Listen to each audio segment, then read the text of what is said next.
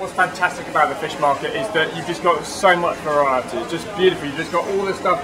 And as a chef and a fisherman, I'm in complete heaven. I wish I'd caught the fish myself, but I'm really looking forward to cooking it. And you've just got so much stuff that you just kind of don't know where to start. So let's go. What's really beautiful about this fish, and you can just see it, is that the fish looks like it's going to swim away. It needs to just be bright and firm, not kind of sunken and dried out and sort of turdy.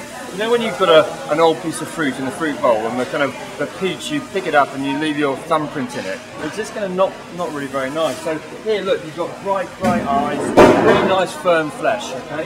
That's very important. And then also you've got the gill.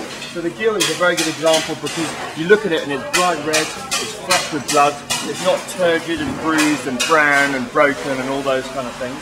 And also, just if you just have a look at it, you've just got this incredible firmness. It's still alive. It's still, I mean, I know it's dead, but it's got this kind of energy to it.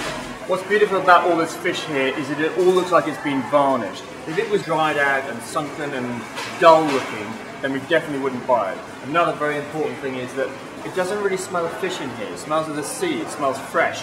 If you come into a fish shop that smells of old, smelly fish, go outside and go buy some chicken, because it means it's just not good enough.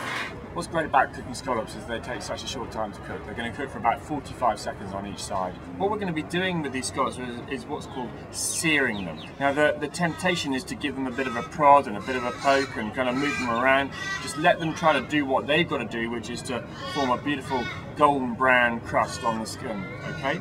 So count to about 45 seconds. Now you're going to find that quite hard. You're going to be wanting to touch it, but just don't do it. Really kind of hold back on that one. And we're going to just sear the scallops, and then a really great way to turn them over is if you just get 2 tablespoons or dessert spoons, that you can then just flip the scallops from one spoon to the other, and so it means you can do quite a few at one time.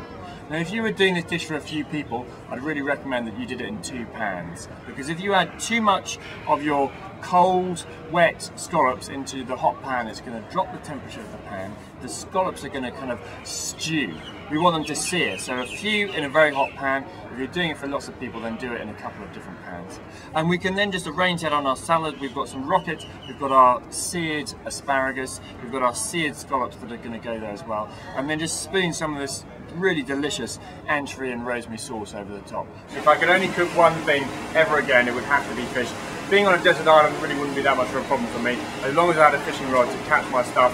There are so many different ways of doing it, there's so many different varieties. You know, you've got, in Italy you're going to use anchovies and capers and olives. In Southeast Asia you're going to use spices and herbs and amazing aromatics like lemongrass and lime leaves. There are so many different ways of doing something. Thank you very much for coming. I'm Kime, and we're now going to go and get cooking.